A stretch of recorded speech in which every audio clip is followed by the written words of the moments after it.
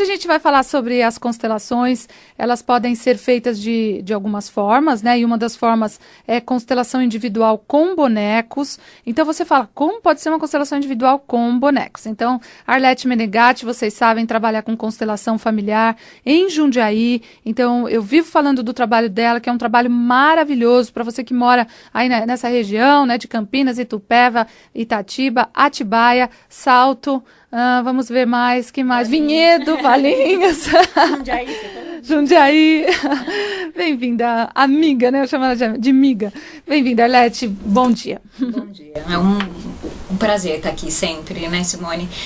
E agradeço a oportunidade. Eu também. Nossa, muito. A gente fala sobre constelação e a gente ama o que faz, que isso já ajuda muito, né? Mas ter uma pessoa com um grau de evolução importante para que você também que tenha coragem de falar as verdades, né, gente? Porque a constelação ela traz muitas verdades e olhar para a verdade muitas vezes dói, mas é tão libertador. E através da constelação individual, desde que a pessoa não pegue o boneco e não jogue em você, né? Tá valendo. Tá valendo. E eu queria então que você explicasse como funciona a constelação individual. Então, na constelação em grupo, vão algumas pessoas e quando a pessoa vai constelar, ela leva uma questão, né? Algo que está impedindo ou uma questão, um problema que ela tem, uma dificuldade na vida dela e ela expõe essa questão. E dependendo da questão, a gente pega pessoas, isso na constelação em grupo, a gente pega algumas pessoas que estão presentes para participar da constelação. No caso da constelação individual, participam só a pessoa que vai constelar e o facilitador. E quando a gente precisa colocar essas pessoas, né, algo para participar em algumas posições, como o pai, o filho, ou alguma emoção, ou algum fato que tenha ocorrido, a gente utiliza alguns totens ou bonecos. Muita gente utiliza os bonecos da Playmobil, né?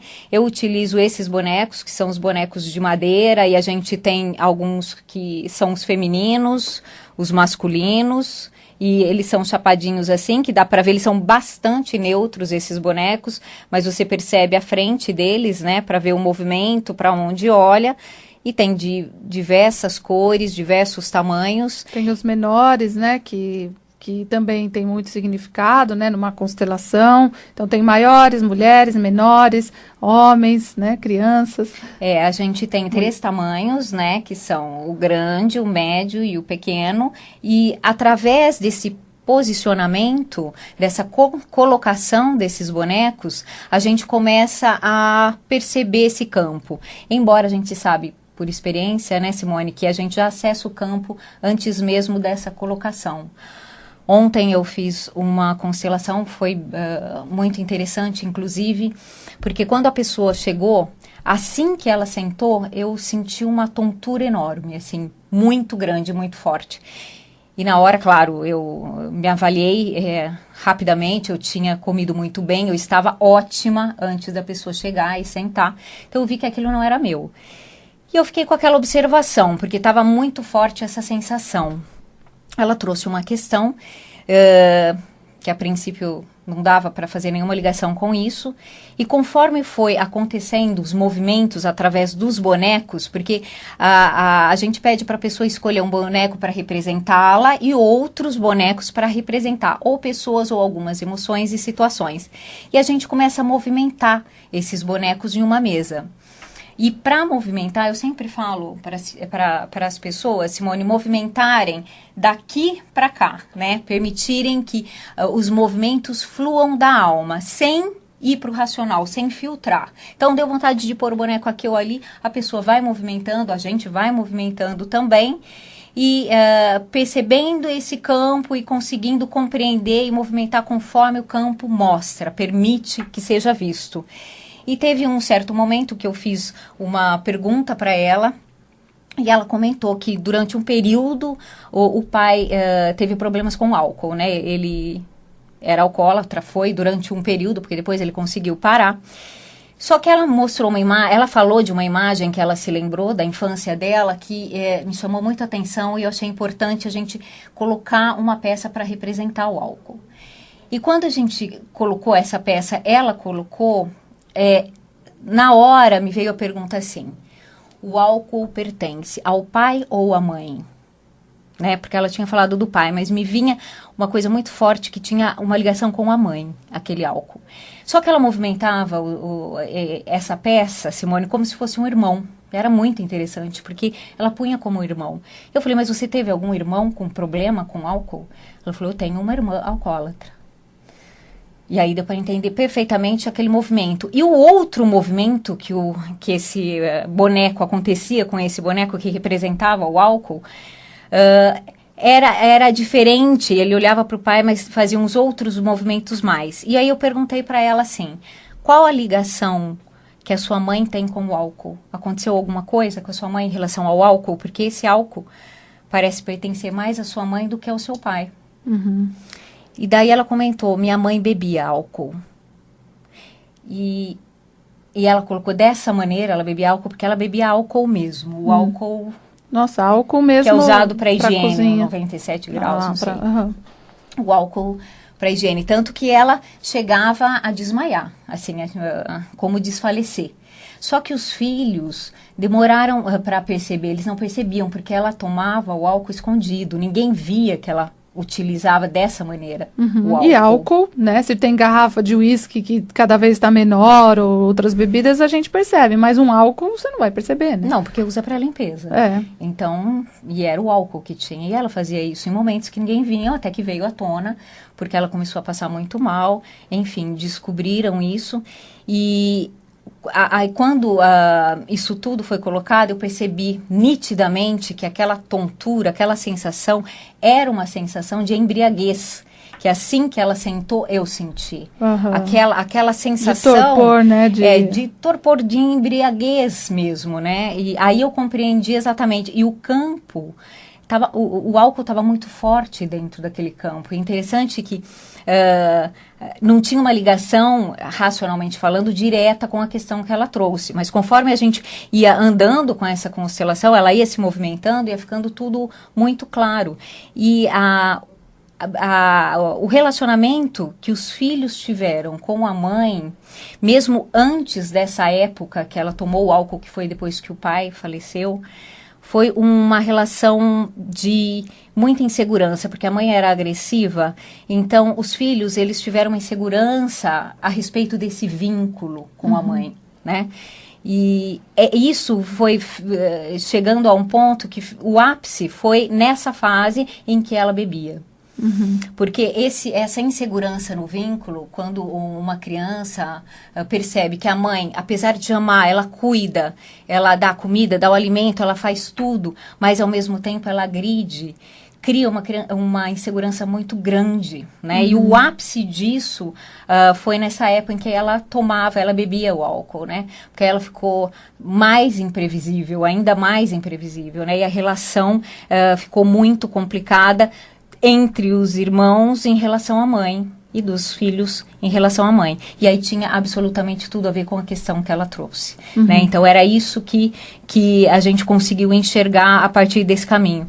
Então a gente vê que quando você acessa esse campo, que é um campo de informações, até mesmo antes da colocação, né?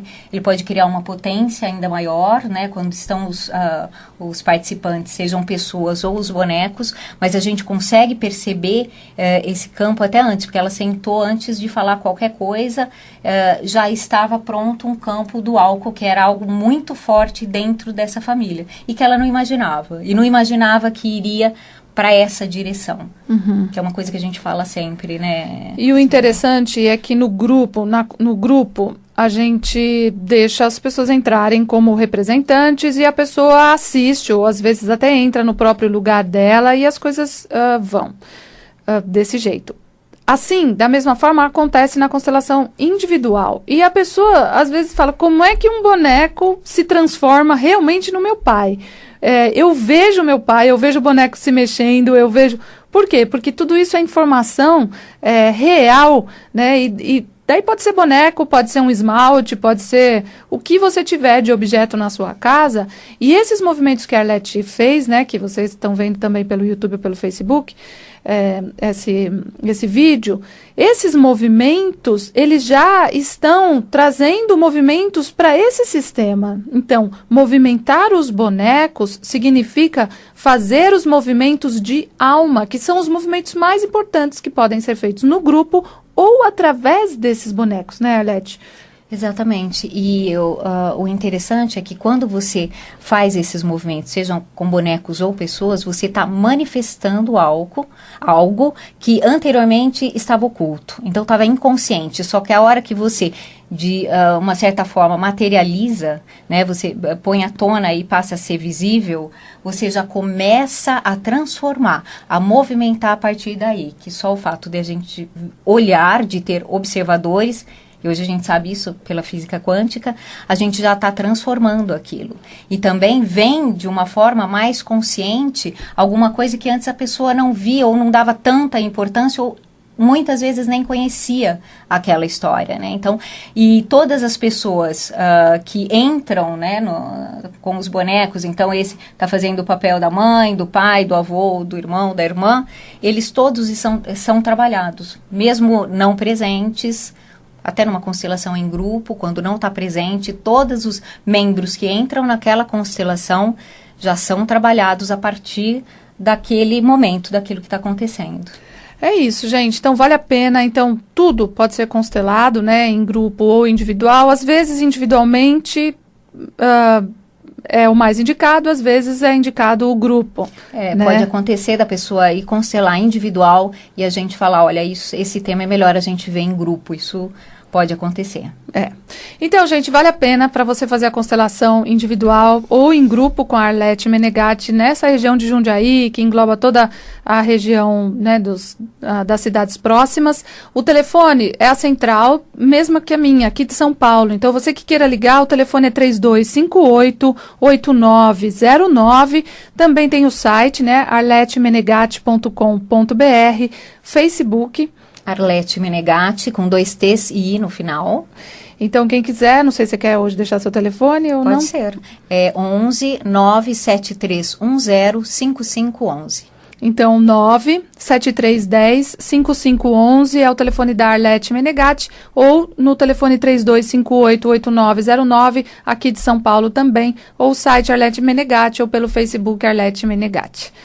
Amiga, acho que a gente fala assim, né? Então, super obrigada. É uma delícia poder trocar com você também. A gente cresce juntas aí nesse trabalho de constelação. Então, novamente, parabéns pelo seu trabalho. Cada pessoa que vai, que fala, puxa, que gratidão por você ter me indicado a Arlete. Nossa, muita coisa mudou na minha vida. Então, parabéns pelo seu trabalho, amiga. Fico orgulhosa. Muito feliz em ouvir isso. E é uma honra para mim ser sua parceira, estar aqui com você, uma honra profunda, você sabe disso. Obrigada. Obrigada, amiga. Então é isso, gente, arletemenegatti.com.br ou o celular dela, 973105511, ou pelo telefone que agenda, né, que a Neuci agenda para mim e para ela, 3258-8909.